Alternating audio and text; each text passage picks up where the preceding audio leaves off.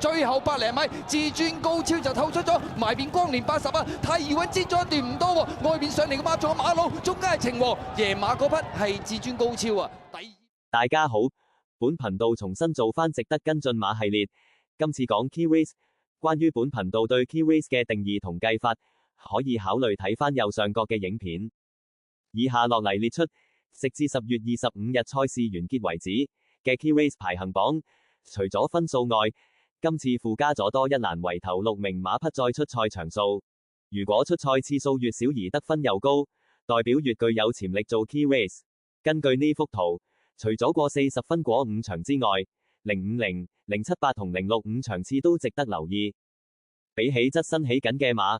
反而評分減到位嘅馬，大家有可能會較易睇漏。今次會先講其中2匹。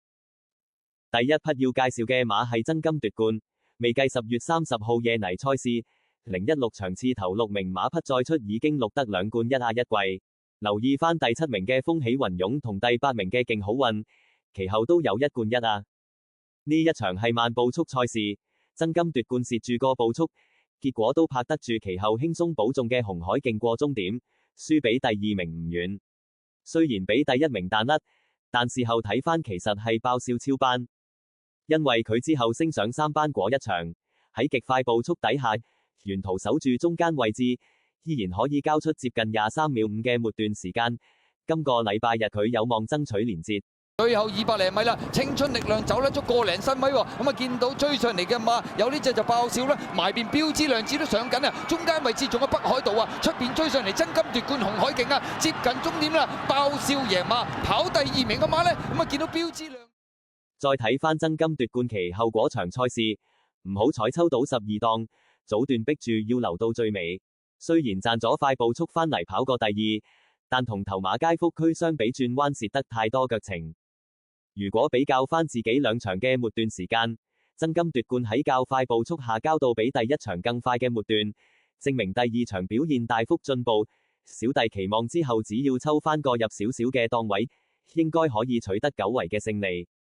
黃黑界仔3大力猴王啊，後啲嘅馬啦，街福區啦，攞出去外邊嘅話有1對，分別係本領非凡大外檔呢就係呢隻爭金奪冠啊，入正最後直路啦，檢測群英拋嚟啲個幾馬位噶啦，見到中間位置係北海道追佢啊，後邊嘅馬中檔位置有街福區啦，咁啊碎渣啦，大外檔爭金奪冠上嚟嘅勢都相當好啊，最後100零米啦，咁啊見到中檔位置街福區呢已經係上咗嚟，出邊有爭金奪冠追，入邊呢檢測群英贏馬嗰筆係街福區啊。另外一匹要講嘅馬係阿基拉，今季跑咗3場，其中011場次係1場潛力 Key Race， 皆因頭6名馬至今只係出咗4次，冠亞季殿各1。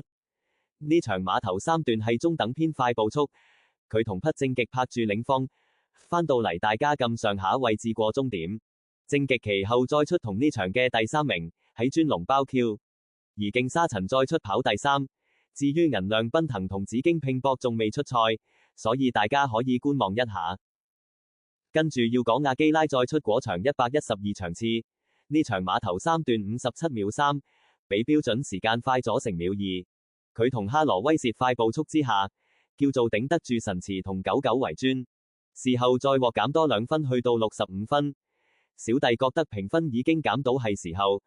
再加上已經跑咗幾場操喺個狀態。假如有翻啲好嘅形勢，有權贏。好啦，最後直路啦，一對同彩衣嘅馬鬥緊啊！阿基拉鬥緊正極嘅時候啊，喜尊龍響中外檔追緊上嚟啊！出邊上嘅馬仲係幸運多彩啊！中間銀亮奔騰亦都有得揮噶，外邊追上嚟仲有紫荊拼搏，最後100零米銀亮奔騰依然係佔先啊！外邊喜尊龍追緊佢，攝入邊上仲係勁沙塵，最後50米到啦，透出嘅馬埋邊勁沙塵鬥緊中間銀亮奔騰，兩馬相當接近第1名，埋邊勁沙塵。似乎力壓咗臨尾咧，有啲外閃轉咗左手邊啊！嗰隻就銀亮奔騰，出邊追上嚟就喜尊龍啊4號。至於第4名嘅馬呢，似乎係正極嘅機會係較為高少少啊。同樣地，2匹都係除頭罩嘅情況下，睇下有冇機會做到類似上季年年有型嘅表現。今次條片去到呢度先，下一條片會繼續翻馬場結2個系列，回顧一下24-25年度馬季騎練組合數據，如果未睇練馬師組合數據嘅，可以撳右上角重溫。多謝收睇，再見。真係犀利啊！哇，係咪要全餐先拖到呢兩哇，隻？系統咪得咯，應該係啊，阿 Michael 得㗎呢啲。今晚你問下佢有冇先。